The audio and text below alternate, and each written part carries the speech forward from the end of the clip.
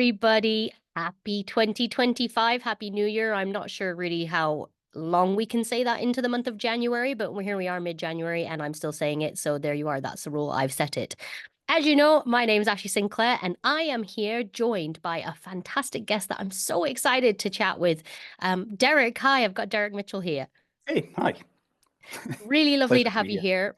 I'm so excited to dig into this conversation where we're obviously going to talk a lot about data and L&D, but how we can actually maybe start to consider driving value in our organization that's beyond measurements like completions and bums on seats, and really talk about Totally. how we can drive impact as a learning function. I know you have some really strong views, and I'm very excited to dig into them. First and foremost, I mean, I think most people probably know you are. You're quite active on LinkedIn, but those that don't, would you mind maybe just giving a little bit of an introduction into who you are, what you do, and how you found yourself here?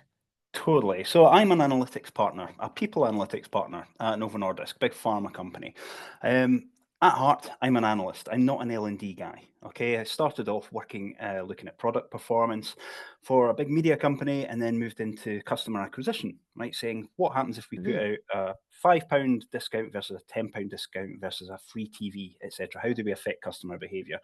That got me interested in the behaviour of people and how we can use data, behavioural science, to essentially manipulate them to their benefit and to our benefit. So I moved into banking, where I ran a number of behavioural experiments. What happens if we're having a web chat with a customer and we stick out our tongue in an emoji, or we wink at them with an emoji and what have you? How does that affect their behaviour? What does it do? Then I fell into people analytics, having that background and interest in behavioural science. So looking at L&D, lots of companies spank huge amounts of money on training people to do stuff, but they don't know what they get back for that money. So I was brought in to companies to try and understand that. And now I'm in a people analytics role. So I'm sitting across all the people data in a huge multinational company, looking at talent attraction, learning development, employee listening, rewards, all of that stuff. Love data, Wow. essentially. Amazing. And you know what? I didn't even, again, most of us end up falling into the L&D industry. I don't think we wake up or even when we're picking our degrees and things and go, I want to be a learning and development professional. I want to work in people Totally. development. I think we mostly don't even know it exists, but I'm saying I kind of fell into this, but it's wonderful to hear more of your kind of almost even a kind of a marketing background in some ways, like the depth and breadth of using data to influence people's behavior, to my Well, mind is very people are marketing people, oriented. whether they're customers or they're employees, right? We've all got motivations, we've all got interests, and we can all be nudged towards doing things. So Yeah, yeah, it's the same. absolutely. Marketing and L&D are best bed buddies. I agree. I agree. I think, we are really trying to accomplish the same things, get people to know about things they don't know about and get them to Yeah, do things they maybe don't necessarily want to do. So, totally. okay, so you eat, sleep, breathe, live, love data, live, laugh, love data. So, talk to me a little bit about what data means in L&D. Obviously, you've got a broader view, which is Hmm. people, and I would expect that maybe eliminates some of the key issues that L&D typically experience with data silos and stuff being housed in other parts of the business. So, talk to me a little bit about what you're doing with data, what role data has for Sure. your organization and for you.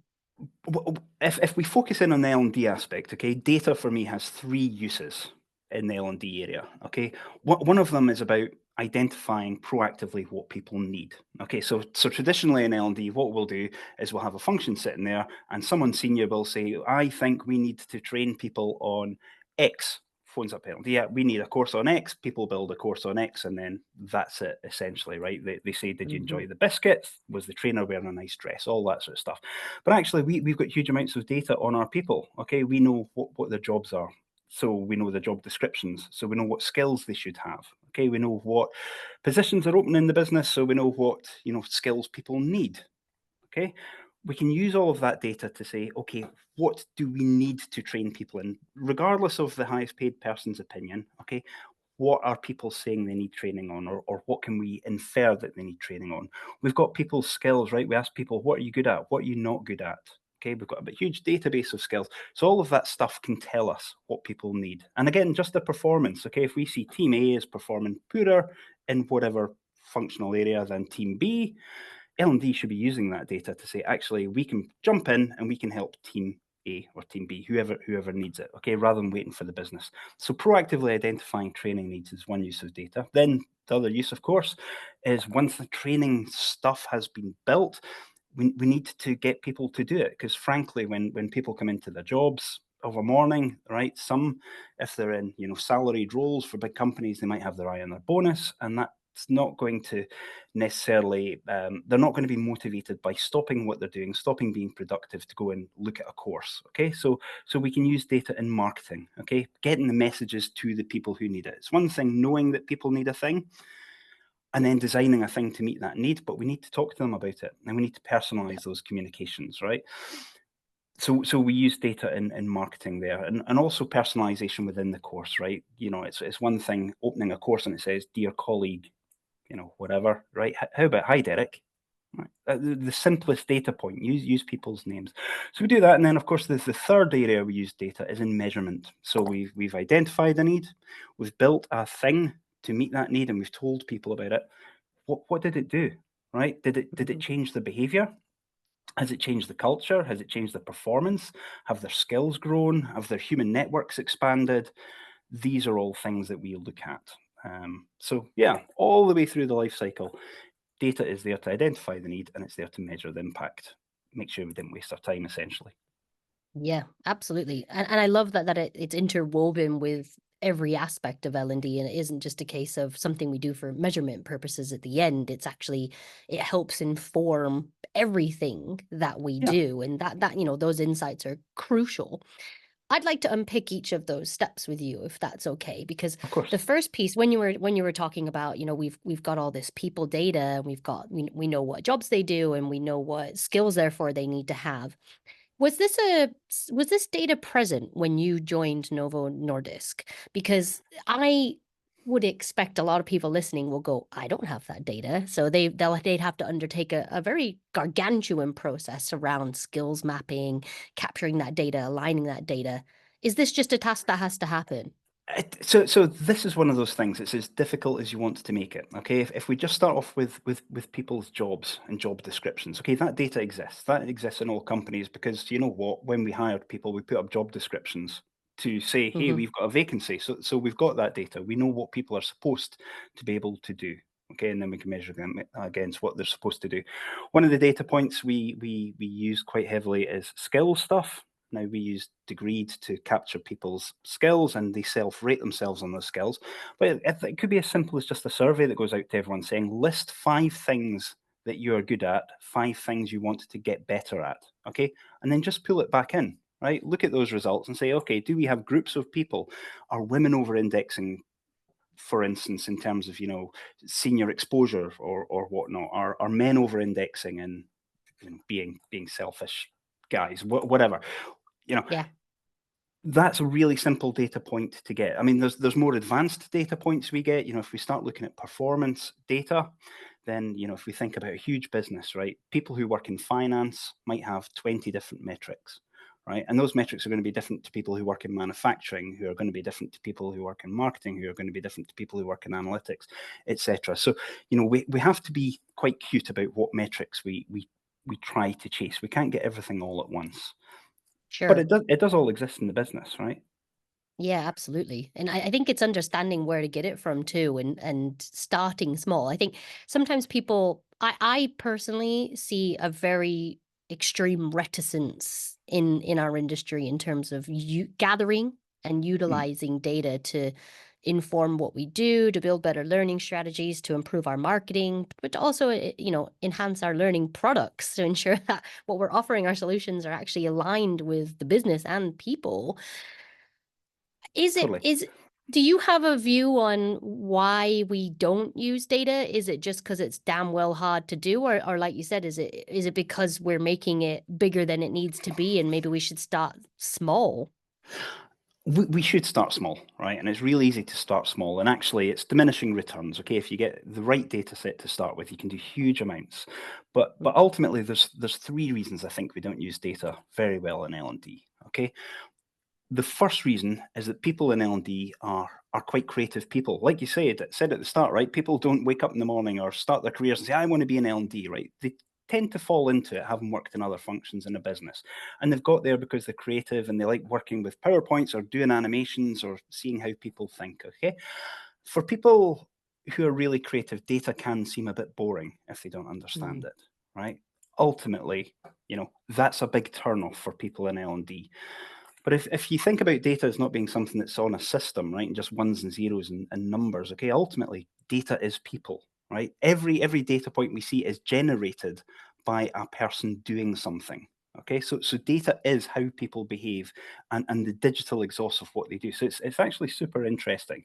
And I think if more people in L&D thought about data as people, they might get a bit more engaged about it, right? I was at Inbound in Boston a couple of months ago, and it was just so refreshing to see these people who work with tiny little data sets and they do so much with it. Okay, so talking with people who maybe take the footprint of a customer who's visited a website to buy a pair of shoes, right? And they've got that one interaction and they buy the pair of shoes. So from that interaction, we know the shoes they looked at. We know all the other shoes they looked at. We know the color of those shoes, the size of those shoes, right? We know, were they formal? Were they casual? We know all of this stuff. They were free at that time of the day to go on and buy things.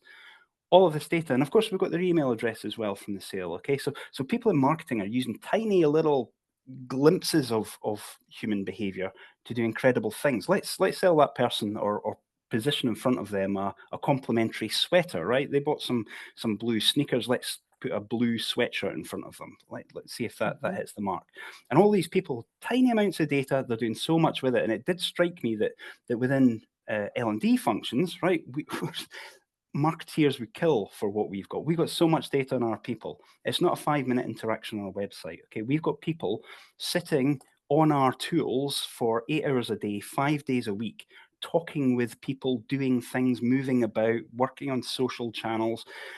We've got so much information. L&D just don't do a lot with it. Okay, so if they apply the creativity to using those data in funky ways, then we're well ahead of most marketing teams in terms of understanding what people want.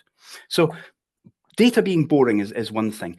The next thing that maybe stops people using data is that nobody in L&D, I've worked in a few companies in L&D, and senior leaders who listen to your podcast might hate this, but let's be honest, no one's accountable for business impact. Okay, L&D functions have spent decades saying to leadership teams, you know what, measuring learning is really hard. If we put people through a soft skills course, how are we supposed to see that, right? Businesses have now stopped asking L&D functions to justify themselves. What L&D senior leader is going up at their annual review and saying, for my objectives next year, I want to be personally accountable for demonstrably driving sales by 1%. And that's my function and I own that. Nobody's doing that, okay? It shows a lack of confidence, right? If we're delivering fantastic things, if we're really delivering business benefits, we should be saying, right, we want to own cost reduction. We want to own, whatever. Give us a metric. But no one's accountable for that. That's in no one's objectives.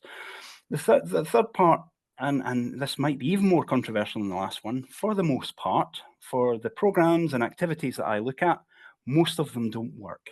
Okay, most of L&D activity is just a really expensive way of taking people away from their jobs to do something that isn't productive. Okay, now, as an industry, that sounds really negative. There's lots of great activity that adds value to the business. L&D functions typically hope that the net result is that it's net positive. Okay, we bring more value than we take out of the business. But if we don't measure it, then we don't have to worry about it, right? So in many cases, ignorance is bliss, right? We think we're doing good stuff. No one's asking us to justify ourselves. Data's a bit boring, so let's do some fun courses. That's where I see it as a non-L&D person looking into L&D functions. And this isn't, I'm not talking about my current company. This is across companies, right? Yeah.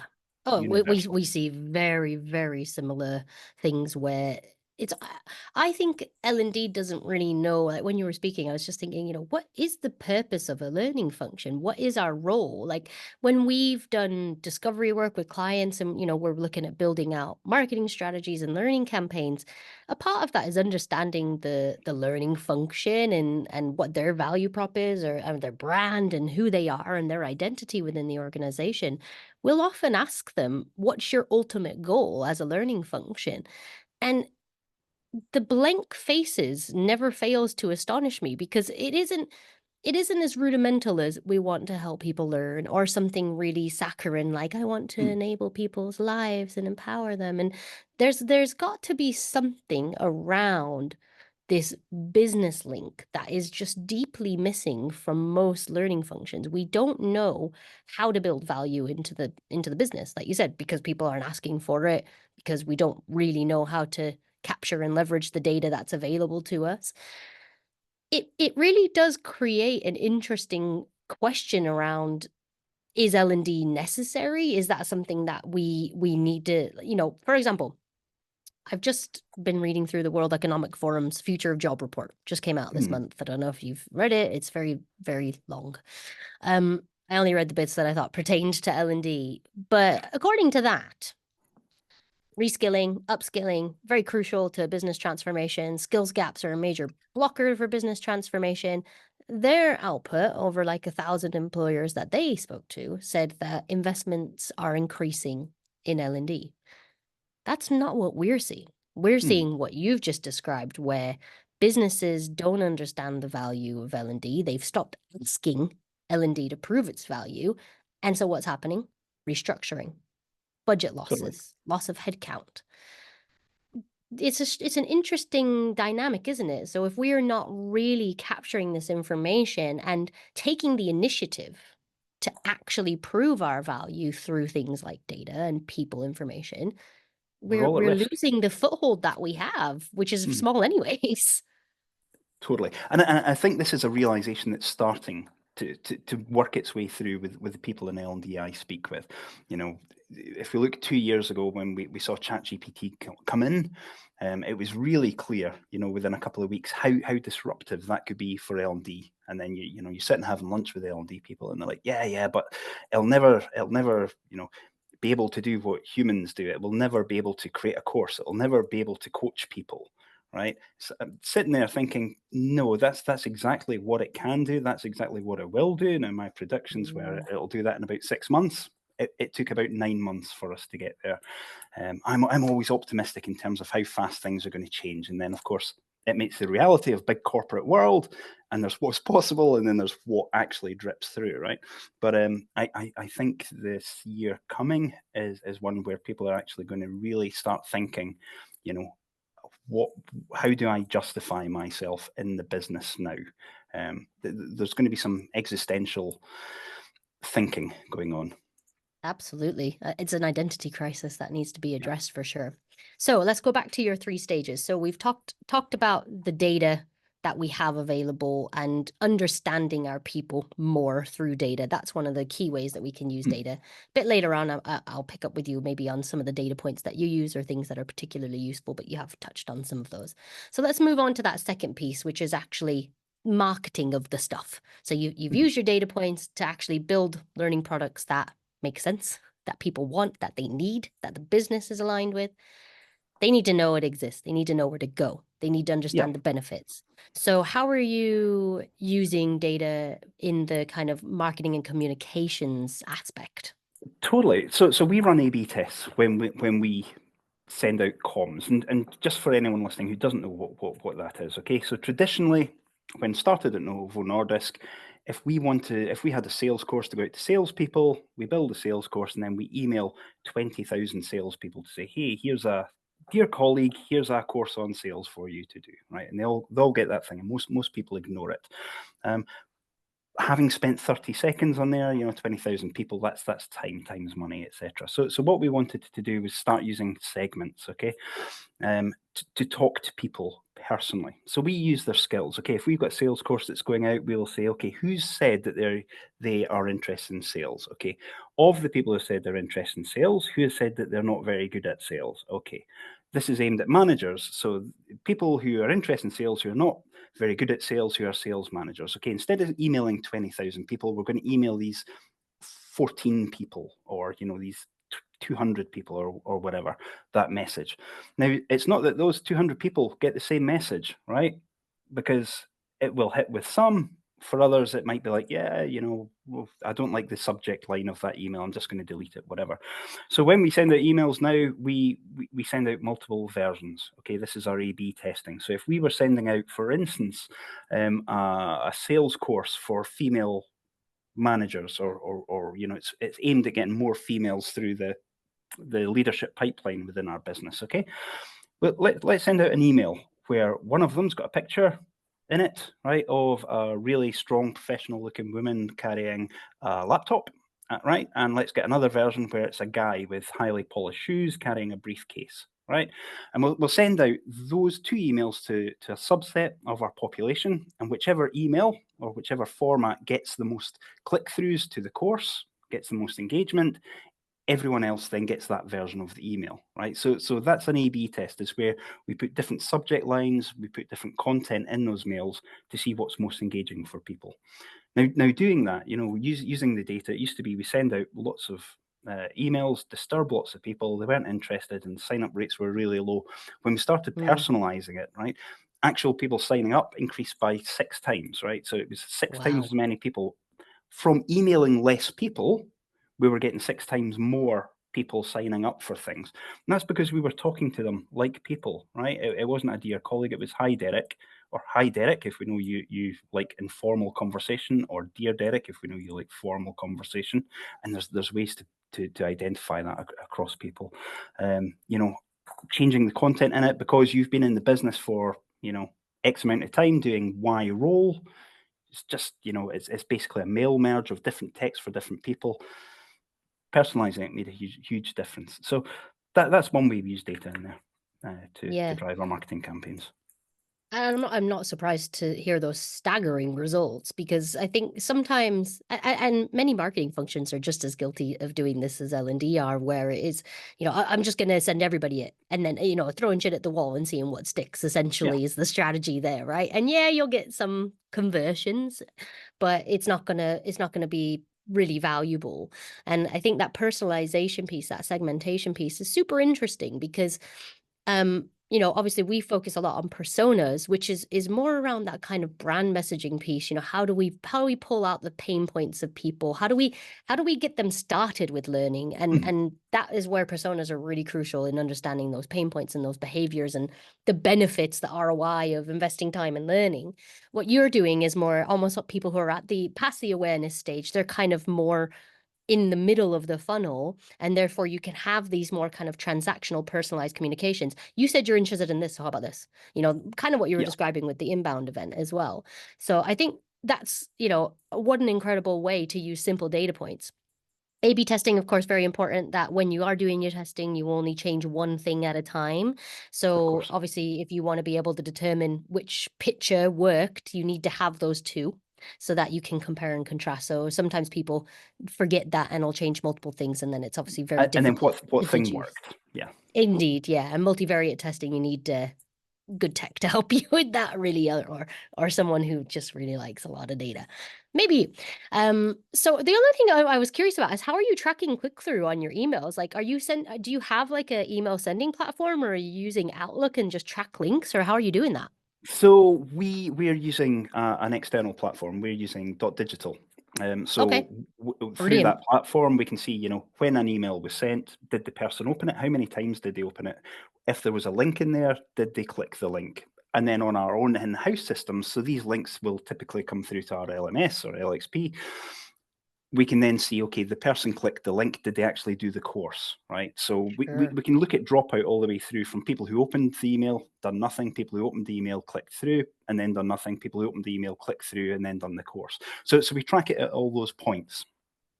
Oh man, that is a superpower that L&D often don't get, which is having an email tool. Or I think Digital is even a bit broader now. It used to be Mailer back in the day, and I think Yeah. they've expanded their prowess a little bit. But was it difficult to get buy-in, to get something like that in the L&D function? Did you get kickback from internal comms? What was the process for that? Fortunately not. So there was a demand in the business anyway to track emails, right? We've got a comms team that sit across multiple countries. They send out mails, and in Outlook, they don't know who's engaging with that content, right? So actually, Mm, it was fairly easy to say, well, we've got all this data about our people in, that relates to learning activity. Okay, we want to talk to those people. If we were to use a tool that allows us to not bother a lot of people, right? And one of the main benefits is just not bothering people, not sending emails to people. If we have a tool, would you guys be supportive? So yes, of course we would. So essentially, we then brought in the tool for L&D, but it's now used by lots of different functions in the business. Like our finance function are using it, our marketing team are using it, obviously our comms team are using it. We've got all these different accounts set up. So that's that's how we awesome. do things. That, I personally think that that's transformational, like genuinely being able to so quickly generate a list of people who opened an email about sales, so that, oh yeah, well, like, again, or like, we've got HubSpot, so we can, like, if we're sending out promotional emails, we can then build a journey that resends to people who haven't opened with a different subject line, or, like, there's so much power in that data and the automation aspects that it comes with as well. And it's the fact it makes it easy for non-data people. As I was saying Mm. earlier, if we want to send because we've got all the data within the back end that identifies different attributes for people. If we wanted to send a mail to men who have been in the business for less than 6 months, who work in marketing, who are interested in presentation skills, who have, the name John, we can select that criteria and send it to those 2 people, right, really easily. And Yeah, anyone in our business who has access to the platform can do the same, right? It's just a really easy way of narrowing down, so we're only talking to the people we want to talk to. Yeah. that's just, oh, the dream. I just, that makes so much sense as to why you're getting so much impact, because that tool, or any tool of that ilk, just Hmm. makes things so much more quick, and it just enables you to do marketing in a way that we can't when we just are doing things like Outlook. Or you can still do some stuff, but it makes it so much harder. It's a little bit clunky, but I was going to say, right, I've got the luxury of being in a big company where we've got lots of toys, right, to play with Mm, essentially. But in smaller companies, there's nothing stopping people doing this, right? From saying, okay, we want to send. Let's look at the skills data. Okay, who do we want to send this mail to? Who says they're interested in X, Y, or Z, right? Or who's talking on Yammer about X, Y, and Z, whatever, right? We pull out yeah. that data. Here's 150 people. Okay, let's send 75 of those people this, 75 of those people that in Outlook, right? And we know who we sent it to, and then we know who signed up. So even though we don't see them clicking on buttons, we know what proportion Can of still people we map it. sent it to. Yeah, exactly. And Yeah. it takes a little bit of time, but it's nothing that no company can't do. Yeah, and it's worthwhile because you're refining and improving everything that you do all the time. So you're learning, I always say, especially in marketing, like when you were talking about A/B testing, I used to always like predict which one was going to win. It's And great I was fun. always wrong, because Yeah. I think that's the beauty of it, is we can't predict our audience's behavior. We need data to inform how we build, how we create, and how we iterate and evolve all of Yeah. our efforts, which It's marketing so is much more involving. fun than sitting at a table, right? You've got 2 people with an opinion saying, I think the email should look like this. I think the email should look like that. Okay, who will pick one and we'll send it out. Okay, that's how most businesses do things. No, Yeah. send out both. Make a bet, right? Yeah. Whoever wins gets a coffee. Fantastic. It's great fun. Yeah, I'm with you. I love data too, and because it is a superpower, it helps us so much in everything we do. Mm, So we've talked a bit about really using people data to understand our learning function, our people function, understand what it is that we're doing, what we should be creating, making sure that there's that relevancy piece, that business impact focus. We then talked about the fact that we need to use data to raise better awareness of these products because people don't know what they don't know. They're busy. We need to get their attention. We need to interrupt. How can we best do that? Things like mm. segmentation, personalization. Let's look at that final piece of the pie that you talked about in terms of measuring impact or efficacy of learning. Yeah. The really scary bit that we don't like to ever touch. What should we as learning professionals Like, what are the metrics that matter? What should we be capturing? Where should we be benchmarking? Totally right. It depends how sophisticated we want to go, right? But as a fundamental, we want to be capturing the horrible metrics of who's completed what and how happy were they. Not that these things matter, right? But these are data points that we can then attach other metrics to. If we know someone completed something, someone else didn't complete something, we then look at the performance of these people, right? So we have to know that stuff. But ultimately, the metrics that matter are people's interests and skill level, existing skill level, right? Pre and post training, right? That's essentially a key thing. Their behaviors. I'll come back to behaviors actually in a minute, because that's a slightly more advanced thing. The performance. So if someone's working in sales, what were the sales before? What were the sales afterwards? Obviously, we need to know that, right? But when I mentioned behaviors there, okay, and we're now in the 2025, good heavens, gosh, already. Yeah, Trump's about to Uh, come in, all oh, that good yay. news, right? Yeah. Um, we've got super rich data in orgs now, right? If an organization's using Microsoft, for instance, we can look at all that behavioral data, okay? So, and that's really interesting data from a metrics that matter point of view, okay? Because if we think about performance data, that can be hard to get sometimes, or hard to identify the specific metric we want. However, it always exists in the business, right? If we want to get better at sales, we look at sales. If we want to reduce errors in a process, we look at the reduction in errors in a process, whatever. That always exists.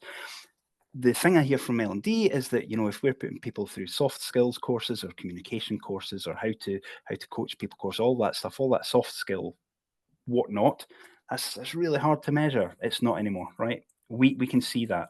We can see when people interact with Microsoft now, we can see, how long does it take them to read every email? How long does it take them to write an email? When they're talking to people, who are they talking to? Is it people more senior than them? Is it people more junior than them? Is it people outside their business area? All of that data is there. And again, if we think about the changes we expect to see as a result of learning, one, skills growth, performance change, cultural change, whether people talk about things differently on social channels, etc. A big one's going to be behaviors. And we're going to want to see, are people actually behaving differently after that course than they were before that course? More importantly, are they behaving more differently than the people who didn't go through the course, right? Having that controlled trial element to measuring stuff.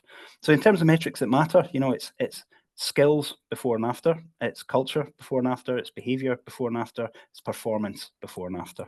And human networks, of course, have they grown? Mm. These are the things. It's this data is mostly available in most businesses, and if it's Yeah. not, skills data is a survey away. I think it's interesting earlier on when you said, when you go from completions to then what happens after the completion. We don't tend to go beyond that though. That's usually where our measurement ends, is they did the thing, Mhm. and that's the outcome. I don't really follow Kirkpatrick model or anything like that, but that I hate if it. you Yeah. did, that's like bottom level, isn't it? Like we're Mhm. saying people did the thing. But again, it Yeah. kind of goes back to what I was saying earlier. What's the purpose of L&D? We don't want people to just do things. We want to impact performance, right? We want to align to that performance being related to business value. And so there has to be an element of perceived value from the employee, but also a value add to the business, whether that is reduction in turnover, reduction in time to competency for X, Mhm. Y, and Z, increase in sales and productivity, whatever it might be. And it's so important. If we think back to the marketing element, okay, of when we send out communications, we'll send out 2 different versions and we'll run an A/B test, okay? What we're not doing enough of in L&D is doing that with content as well, okay? So we Mm. might build a course and then we put everyone through that course. And typically that course then isn't measured, right? We just say, high five, everyone, well done. That was, I'm sure it was magnificent, okay? But even if we did put everyone through that course and we measured it, right? And we saw, sales went up by 3%, right? We want to know, firstly, okay, for everyone who didn't go through that course, did sales go up by 3%, in which case the course offered no value. But we also want to know, what in that course worked and what didn't, right? So if we ran A/B testing within our program, so let's say, we've got a half-day workshop and we've spanked $20,000 on building a video to get a celebrity in to say, hey, this is really important or whatever as part of that half-day workshop, okay? Let's run that for half the participants with that video and half the participants without that video, right? And then look at measurement at the back end, right? Let's deploy different versions of learning. As more AI comes in, okay, learning's going to become more and more tailored to individuals. One course that goes to everyone just isn't going to cut it anymore, right? People's expectations are going to be well beyond that. Okay, so why aren't we doing that just now? And when I talk to people in L&D and say, okay, can we run an experiment with this course to see, what would happen if we done X, Y, and Z? What happens if we change it a little bit and run two side by side? The answer is always, yeah, but if we do that, a group of people are going to be getting a worse version of the course, right? Some people will be getting a good version, some people will be getting a worse version, right? It's like, yeah, so is your solution then just to give everyone the worst version? But we don't know it's the worst version. Yeah, we don't. We don't know it's the better version. You're just putting something out, and we've no idea if it's good or not, right? So this idea of we can't build multiple things, or we don't want to learn from what we do, is for the birds as far as I'm concerned. Yeah, well, again, I think burying our head in the sand doesn't help us understand what we're doing, and I think that the way that I see a lot of things, the way I see L&D being, I guess, framed in a lot of organizations is we've got X amount of budget, let's spend it. We've got a learning platform. Let's chuck a load of on-demand and off-the-shelf learning solutions, LinkedIn Learning, Udemy, Coursera, chuck all those in, and then we'll supplement it with some leadership programs, some management programs, obviously onboarding. Cool, we're all set.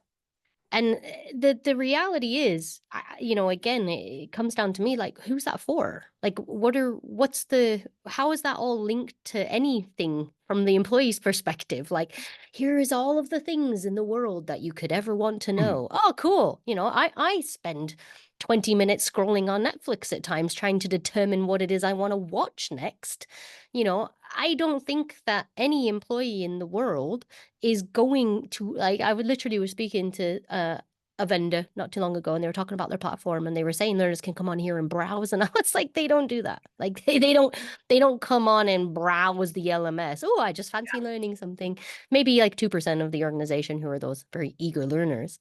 So we need that data to really understand, what is important to people too, because to my mind, we should be identifying skills that are universal across the organization, skills that everybody who works here needs to have, building out effective programs that support and enable that so that learning is easy, relevant, accessible. They understand the why of all of that.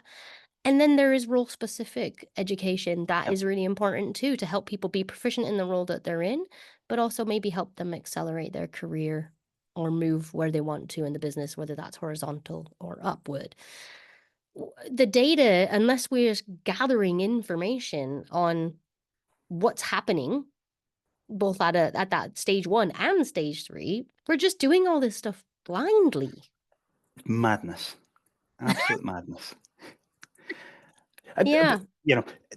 And it comes back to understanding why we're doing it, and if we take a marketing mindset, if you run a campaign or you produce something and you throw it out to your audience and it doesn't work, right? Marketeers celebrate that.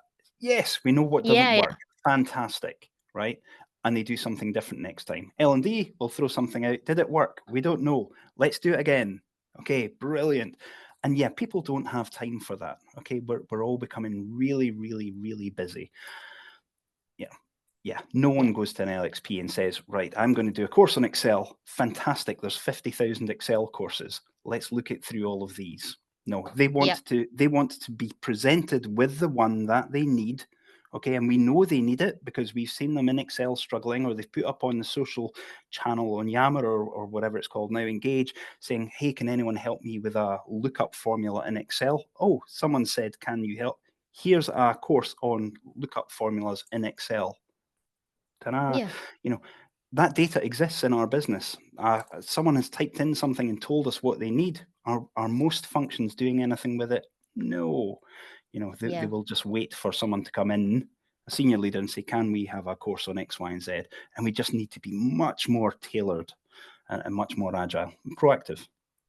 Yeah, and much more comfortable with pushback. But unless we have this data and we have a strategy that's effectively aligned to the things we've already discussed, it's very difficult to push back to the senior stakeholder that's saying, I need this course on X, Y, Mm, and Z. Because if you have all those things, you can say, well, hold on, I've got a strategy that's been approved at board level, and what you're asking me for doesn't align with that. And therefore, we can't commit resource and time to that.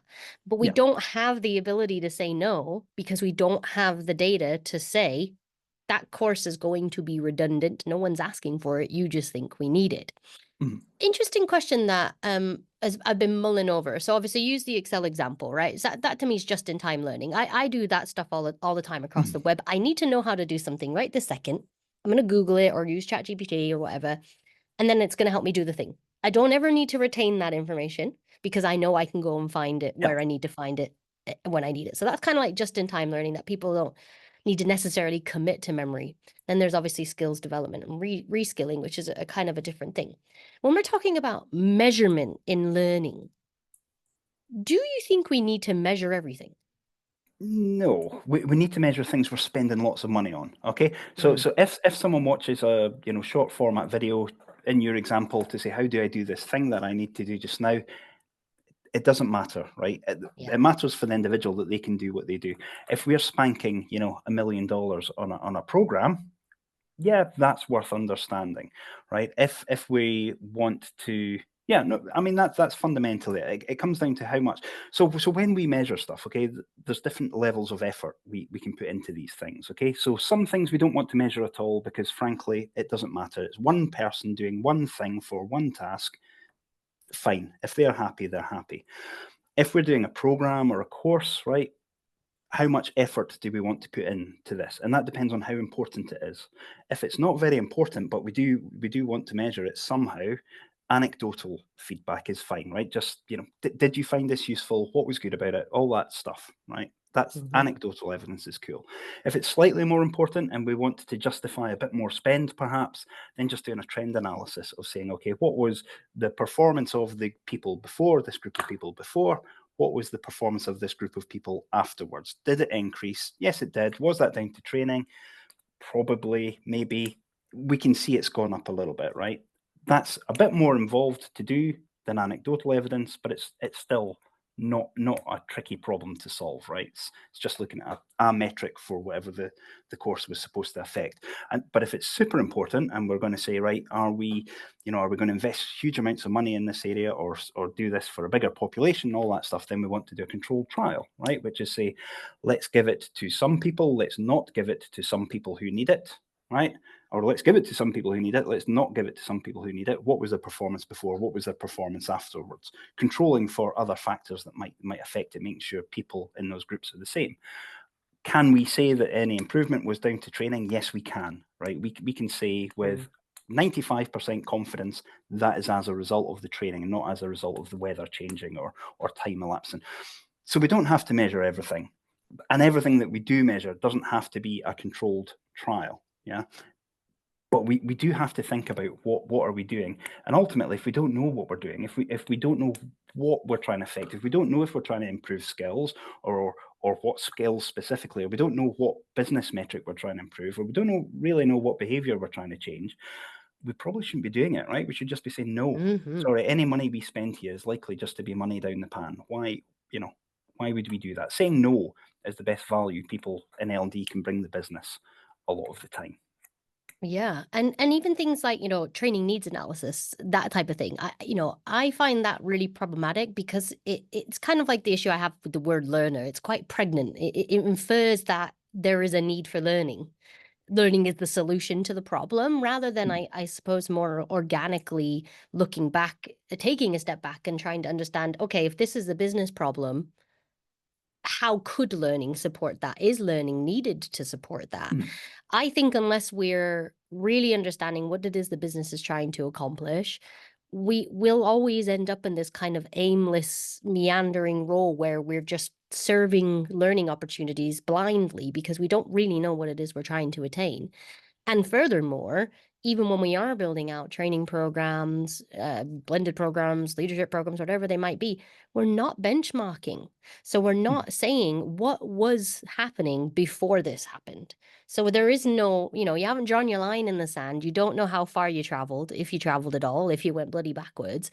It puts us at immense risk because of course we are blind. And even if you're saying, leadership aren't asking for you to evidence it anymore, we're seeing that L&D is losing value perception because it is losing a foot at the table. It's losing its stronghold, what little it had in businesses. Yeah. And to prove that value, we have to get right up front before any work takes place to understand it is a problem and how we're going to solve that problem, right? And we use data to do that. I mean, the biggest bugbear of mine is, and we've built a bot to now deal with this stuff, is people come building something, taking a demand from the business, going off building something, delivering it, and then coming to me afterwards and saying, can you tell us if it worked? Right. Oh, well, what was it? It was a course. Okay, what was it supposed to change? What business metric? We don't know. Can you tell us? No, right? Can we look at everything and see if something changed? No, we can't do that. Gosh. It's just that lack of understanding, the clarity up front of why are we doing what we're doing, right? What are the needs of the people? If we ignore learning platforms and we ignore all that, this is a people business, okay? We've got people who need something.